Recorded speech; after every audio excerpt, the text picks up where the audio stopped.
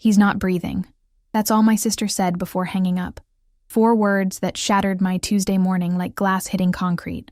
I was standing in my kitchen, coffee mug halfway to my lips, watching my 2-year-old daughter Emma smear peanut butter across her high chair tray with the focused determination of a tiny architect. The sun was streaming through our bay window, painting everything golden and peaceful, the kind of moment you don't realize you'll miss until it's gone forever. But those 4 words changed everything, turned that peaceful morning into the last normal moment I'd have for months. I didn't call back immediately. I should have, but shock has this way of freezing you in place, making your brain work in slow motion while your heart races ahead. Instead, I just stood there, phone still pressed to my ear, listening to the dial tone like it might suddenly start explaining what Jessica meant. He's not breathing. Who's not breathing? Her husband Marcus? Their 8-year-old son Tyler? My mind started cycling through possibilities, each one worse than the last, each one making my chest tighter until I realized I was the one having trouble breathing. Emma looked up at me with those huge brown eyes, peanut butter on her chin, and said, "Mama sad?" In that way toddlers do when they sense something's wrong in their perfect little world. I forced a smile, wiped her face, and told her Mama was fine, even though fine was the last thing I was. I've always been the stable one in our family, the one who handles crises with practical solutions and calm voices. But there's something about your sister calling you in hysterics that strips away all that composure, leaves you feeling like you're 14 again, and she's 16, and the world is ending because she missed curfew. Jessica and I hadn't been close in years. Not enemies, exactly. Just 2 people who'd grown up in the same house and somehow become strangers with shared childhood memories. She'd moved to Portland after college, married Marcus, had Tyler, built this life that looked perfect from the outside, but always felt somehow fragile when we talked on holidays. She was one of those people who post constantly on social media, all smiles and family adventures and gratitude quotes, the kind of curated happiness that makes you wonder what's really going on behind the camera. Our parents had been gone for 3 years now, a car accident that took them both on a rainy Thursday evening, and losing them had somehow made Jessica and me even more distant instead of bringing us together. Grief affects people differently, and while I'd thrown myself into work and motherhood, trying to build something stable for Emma, Jessica had seemed to float, untethered, like she was waiting for someone to tell her what to do next. I tried calling her back, straight to voicemail. Tried Marcus. Same thing.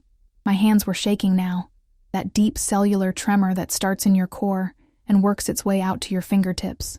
Emma was still in her high chair, now finger painting with the peanut butter, completely oblivious to the fact that our world might be falling apart.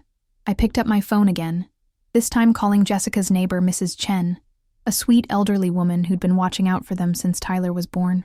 "Oh, honey," Mrs. Chen said when I identified myself, her voice heavy with something I couldn't quite identify. I was wondering when someone would call. "The ambulance was here this morning, very early. Around 6, I think. They took someone out on a stretcher, covered up completely. Jessica was crying so hard she could barely stand. Marcus was holding her up, but he looked terrible too. Just gray, you know? Like he'd aged 10 years overnight." My knees went weak. I sat down hard on one of the kitchen stools, Emma babbling happily in the background like soundtrack to a nightmare. "Who was it?" I managed to ask, though part of me didn't want to know the answer. "I couldn't tell, dear. They were covered up, like I said." But Jessica was screaming Tyler's name over and over. "Tyler, Tyler, Tyler." It was heartbreaking. Mrs. Chen's voice cracked. I tried to go over, to help somehow, but Marcus waved me away.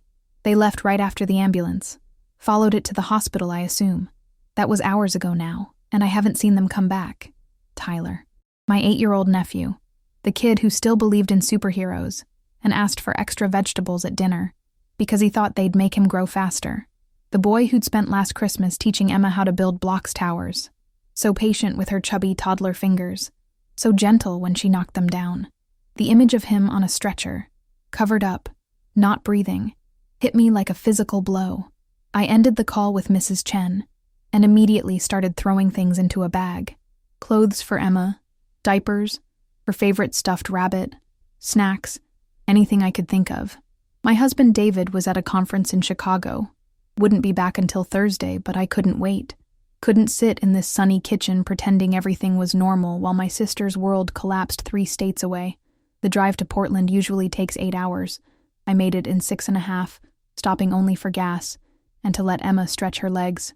She slept most of the way, thank God, because I spent those hours crying quietly, trying to process what might be waiting for me. I kept thinking about Tyler's laugh, this infectious giggle that started deep in his belly and bubbled up until everyone around him was laughing too. I thought about Jessica's face the last time I'd seen her, at Christmas, how she'd looked tired but happy, how she'd kept saying everything was perfect, just perfect. Perfect families don't get emergency phone calls at 7 a.m. Perfect families don't have ambulances at their front doors before sunrise. And perfect big sisters don't hang up after delivering devastating news with no explanation. The hospital parking lot was a maze of anxiety and fluorescent lighting, the kind of place where hope and despair sit side by side in uncomfortable plastic chairs. I found Jessica in the pediatric ICU waiting room, curled up in Marcus's arms like a broken bird. She looked smaller than I remembered, fragile in a way that scared me more than her phone call had. Her hair was unwashed, pulled back in a messy ponytail, and she was wearing pajama pants and one of Marcus's oversized sweatshirts. When she saw me walking toward her with Emma on my hip, she burst into fresh tears. "Sarah," she whispered, and suddenly we were hugging, really hugging, for the first time in years. She smelled like hospital disinfectant and fear, and when she pulled back to look at me, her eyes were red-rimmed and hollow. I didn't know who else to call. Marcus stood up to greet me, and I was shocked by how he looked. Mrs. Chen had been right about the aging overnight thing. His normally neat beard was scrubby, his clothes wrinkled, and there was something in his eyes that reminded me of soldiers in war movies, that 1,000-yard stare of someone who'd seen too much. He took Emma from me gently, bouncing her a little when she started to fuss, but even his smile for her seemed forced. "What happened?" I asked, settling into the chair next to Jessica. The waiting room was mostly empty, except for an older couple in the far corner, and a young mother pacing by the windows with a phone pressed to her ear. Everything was beige and blue, colors chosen to be calming, but somehow making everything feel more sterile, more frightening. Jessica took a shuddering breath. "Tyler had a seizure," she said, her voice barely above a whisper. "A really bad one. Marcus found him in his bed this morning around 5:30, just convulsing. We called 911, and by the time the paramedics got there, he'd stopped breathing. They had to do CPR in our living room." Her voice broke completely on the last words. I felt like someone had punched me in the stomach. Tyler, my nephew who'd never been sick a day in his life, who ran everywhere instead of walking, who could eat his weight in ice cream and still have energy to play soccer in the backyard. "But he's okay now?" I asked, though Marcus's expression already told me the answer wasn't that simple. "He's in a medically induced coma," Marcus said quietly, still bouncing Emma, who had settled against his shoulder. "They're trying to reduce the swelling in his brain. The seizure, it lasted too long. And then, when he stopped breathing, he couldn't finish the sentence." Jessica grabbed my hand, her fingers cold and trembling. "The doctors won't tell us anything definitive. They keep saying they need to wait and see, that the next 24 to 48 hours are critical. But Sarah, you should see him. He looks so small in that bed, with all those machines. He doesn't look like Tyler at all." I wanted to ask a dozen questions. Had he shown any symptoms before? Was this completely out of the blue? What were the doctors saying about his chances? But Jessica looked like she might shatter if I pushed too hard. So instead I just squeezed her hand and asked if I could see him. The pediatric ICU was a world unto itself, all beeping machines and soft-soled shoes and voices that never rose above a whisper. Tyler's room was the third one down a corridor that felt endless. When I first saw him through the glass door, I had to grip the door frame to keep from falling. Jessica was right. He didn't look like Tyler. The boy in that bed was pale and still, connected to more machines than seemed possible for one small body. His dark hair was matted against his forehead, and his hands, usually in constant motion, lay motionless at his sides. A nurse named Rebecca, with kind eyes and scrubs covered in cartoon dinosaurs, explained Tyler's condition in gentle, careful terms. The seizure had been what they called a tonic-clonic seizure, lasting nearly 15 minutes, far longer than the typical 2 to 3 minutes. The lack of oxygen during the time he'd stopped breathing had caused some swelling in his brain, which was why they'd induced the coma. They were giving him medication to control any further seizures and monitoring his brain activity constantly. Has he ever had seizures before? Rebecca asked, looking between Jessica and Marcus. Never, Jessica said firmly. He's always been perfectly healthy. Perfect attendance at school. Never even had more than a cold. This doesn't make sense. Marcus nodded. We've been trying to think of anything. Did he hit his head recently? Was he stressed about something? Did he eat anything unusual? But there's nothing. He was completely normal yesterday. We went to the park after school. He did his homework. We watched a movie together. Everything was normal. Rebecca's expression was sympathetic but professional. Sometimes these things happen without any warning or apparent cause. Pediatric seizures can be triggered by fever, stress, lack of sleep, or sometimes they're the first sign of an underlying condition we haven't identified yet. The important thing right now is that Tyler is stable, and we're doing everything we can to support his recovery. But I could see in her eyes what she wasn't saying, the careful way she chose her words. This wasn't a minor incident.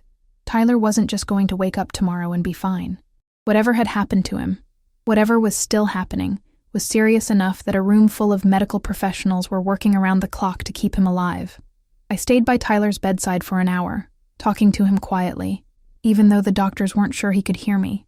I told him about Emma's new words, about the funny thing the cat had done last week, about how his mom and dad were right outside waiting for him to wake up. His face never changed, never showed any sign that he heard me, but I kept talking anyway because the silence felt too heavy, too final. The days that followed blurred together into an exhausting routine of hospital coffee, uncomfortable chairs, and whispered conversations with doctors who said everything and nothing at the same time. Jessica rarely left Tyler's side, sleeping in a fold-out chair next to his bed, and surviving on whatever food Marcus or I could convince her to eat. I'd arranged to work remotely and found a nearby hotel where Emma and I could stay, but most of our time was spent in that sterile hospital room, waiting for any sign that Tyler was fighting his way back to us. On the fourth day, Dr. Martinez, Tyler's neurologist, asked to speak with us privately. She was a small woman with silver-gray hair and the kind of calm authority that made you trust her immediately, but when she sat down across from us in the small conference room, her expression was more serious than usual. Emma was napping in her stroller, finally exhausted from days of disrupted routine, and the quiet felt ominous. Tyler's brain activity has been more stable over the past 24 hours, Dr. Martinez began, and for a moment, hope flared in Jessica's eyes. However, we're seeing some concerning patterns on his EEG that suggest he may have suffered more significant brain damage than we initially hoped. The words hit like individual punches. Brain damage. Significant.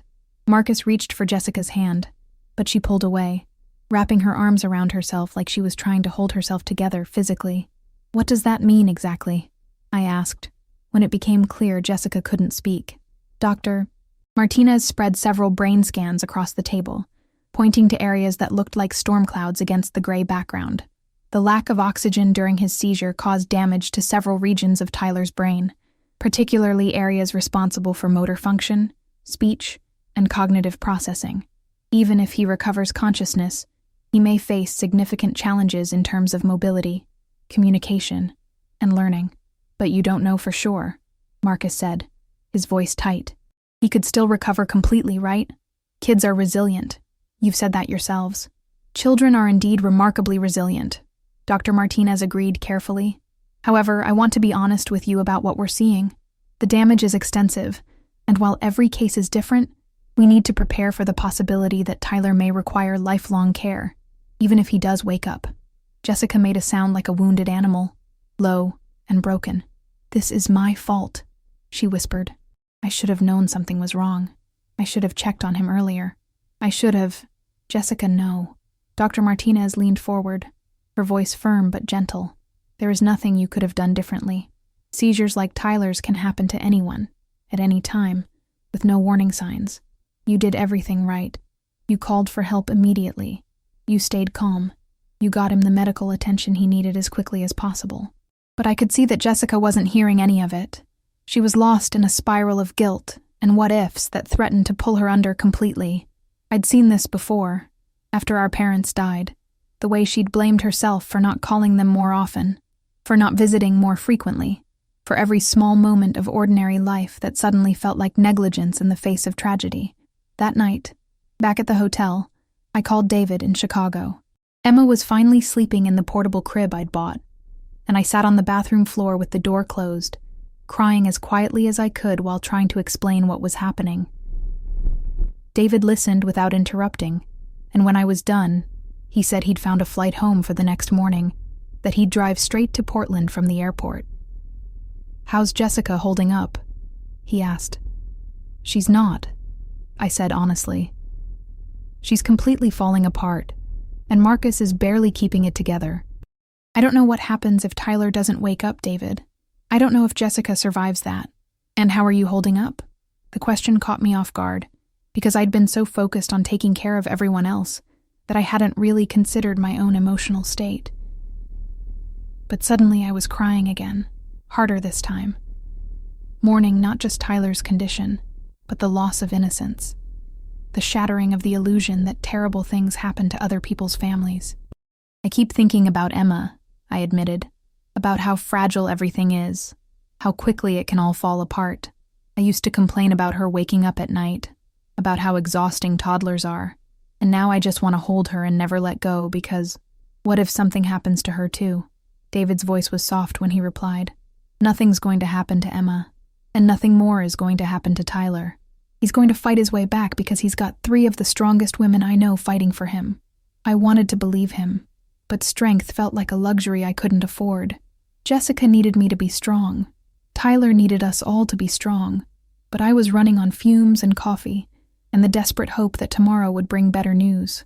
The next morning brought David, as promised, and his presence was like having a life preserver thrown to a drowning person.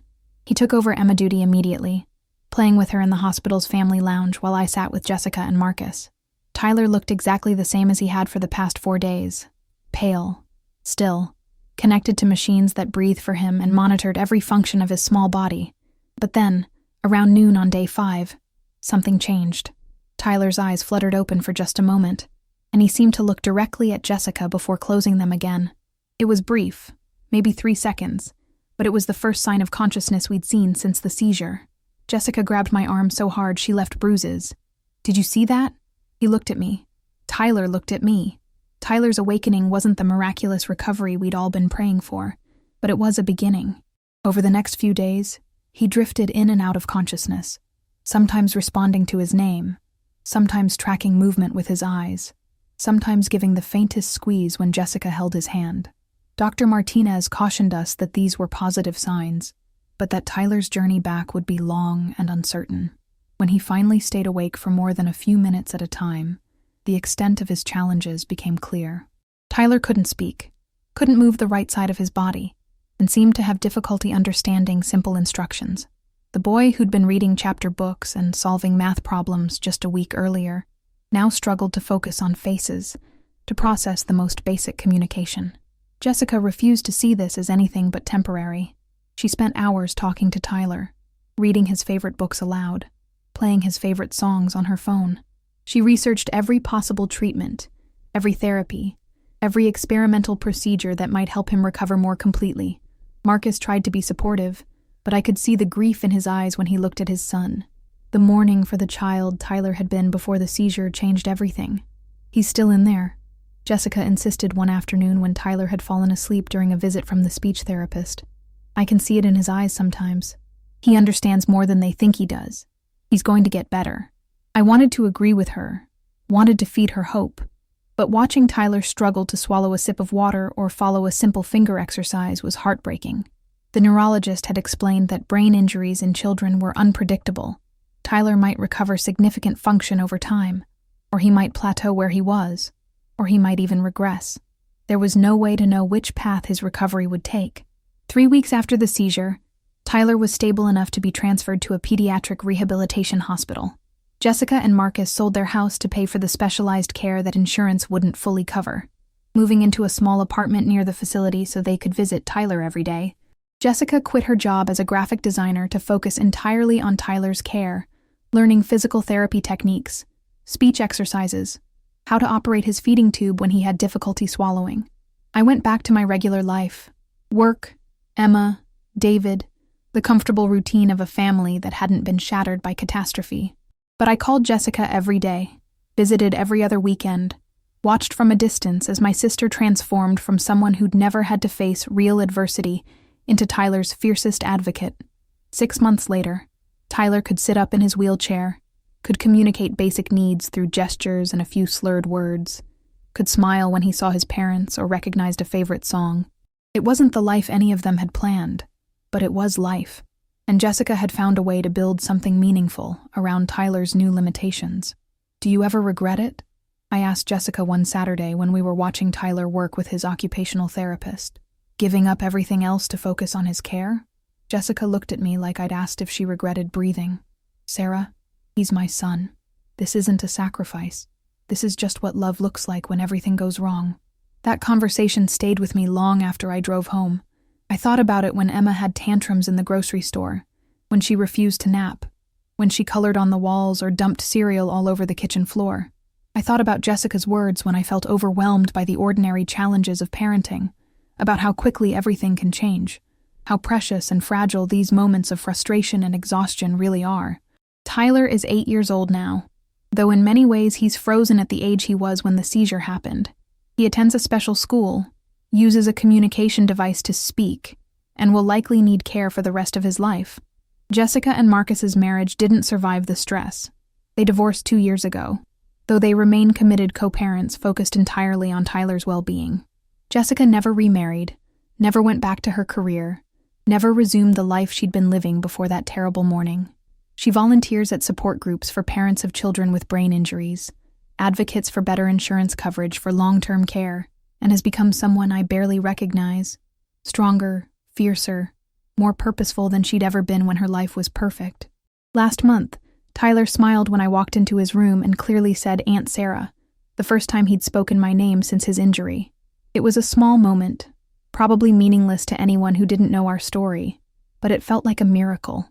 Not because it meant Tyler was getting better, in any traditional sense, but because it was proof that love persists, that connections survive even when everything else is stripped away. I still think about that phone call sometimes. Those 4 words that divided our family's life into before and after. He's not breathing. Such a simple sentence to carry such devastating weight. But I've learned something in the years since Tyler's seizure. Sometimes the worst thing that can happen to a family becomes the thing that teaches you what really matters. Jessica was right when she said Tyler was still in there. He is. Different than before, limited in ways that break your heart, but still Tyler. Still the boy who loves music and bright colors, who laughs at silly faces, who fights every single day to communicate with the people who love him. And Jessica is still in there too, though she's been transformed by this experience into someone braver and more resilient than she ever knew she could be. We don't get to choose what happens to us, but we do get to choose how we respond. Jessica chose love, chose hope, chose to rebuild her entire life around what Tyler needed, rather than mourning what they'd lost. And in doing so, she taught me something about the fierce, unbreakable bond between mothers and children, about finding meaning in the midst of tragedy, about the extraordinary strength that ordinary people discover when everything depends on them not giving up.